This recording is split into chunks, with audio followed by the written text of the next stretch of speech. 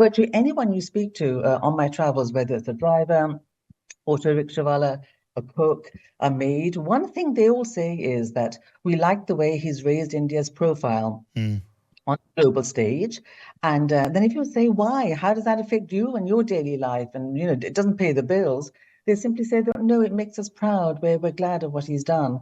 India now, where they are braced for a 6-week general election. I mean, scorching temperatures above 40 degrees Celsius. Before coming on air, I spoke to Amrit Dhillon, the Times correspondent in India, and I asked her how challenging those conditions would be. I don't know how they're going to do it, frankly, because I'm feeling kind of hot inside my air-conditioned room.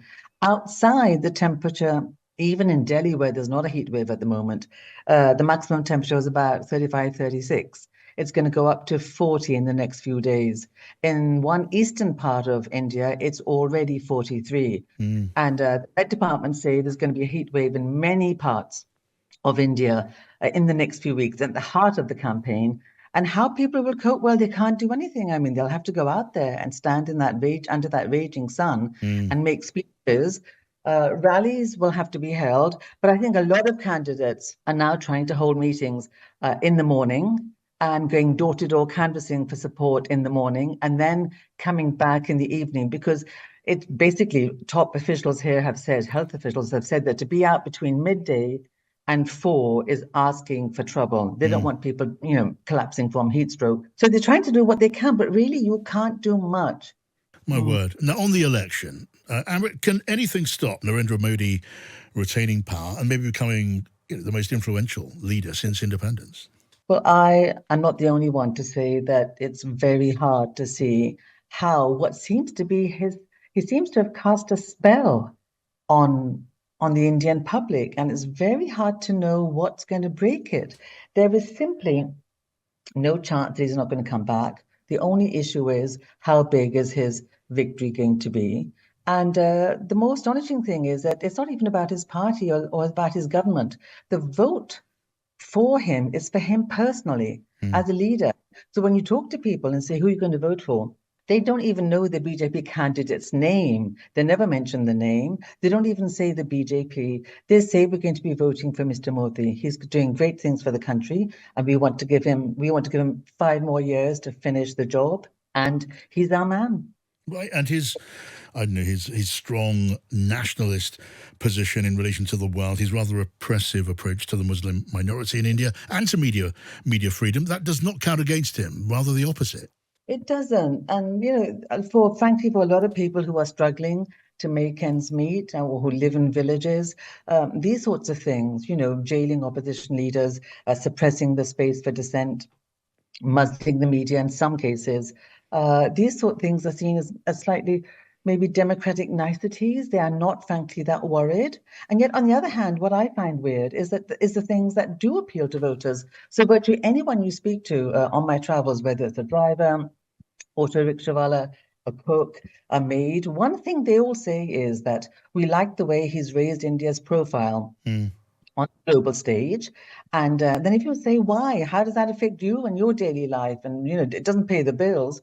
They simply say that, no, it makes us proud. We're glad of what he's done. And so on the one hand, some things are seen as niceties, but other intangible things, such as greater prestige, are seen as something important. It's very intriguing. Yes, I mean, the economy will always matter. And India is something of an economic success story, isn't it? As well as being a really important piece now in the strategic jigsaw. Well, yes, because everyone's quoting India now, and Mr. Modi is benefiting from this because India is seen as a counter to China. But he's strong because the economy is doing well. He's building a lot of infrastructure. People have noticed that. The roads are better. The number of airports might have tripled while in the past 10 years. Ordinary people say they see a benefit to themselves. There is tapped water in villages. There is more electricity now. There aren't any power cuts in villages. And of course, about 700 million Indians get 5 kilos of free rice and wheat every month. And so there are benefits. It's not just hype by the BJP and Mr. Modi's. A lot of people say they see benefits, but it's hard to explain the sheer extent of his personal popularity even after 10 years. What about the relationship with Russia? The relationship with Russia is very strong, and of course, he's proved that he can do a balancing act. That he doesn't have to do what the West would like him to do. He's kept kept a reasonable relationship with the West and with Russia while sitting on the fence over Ukraine. So Mr. Modi has shown that he's pretty adept at doing what he thinks is in India's interest without any kind of any consequences or pushback. Now, we're looking at an election with over 900 million people eligible to vote. Interesting that women and men are both pretty evenly engaged in this election. Yes, women are, well, this chance, most Indian people, the poor in particular, just have no agency. They are buffeted by all sorts of things in their daily lives. This chance comes once every 5 years, and Indian voters value it enormously. And even women in villages where their movements may be restricted, they may not have too much freedom. Women have come out in large numbers in the past to vote. The turnout in the last election was 67%, which is pretty good. Maybe with the summer heat this time, it might come down. But women have also been known to be heavily in favor of Mr. Modi. That's Times correspondent Amrit Dhillon there on that interesting and important election in India.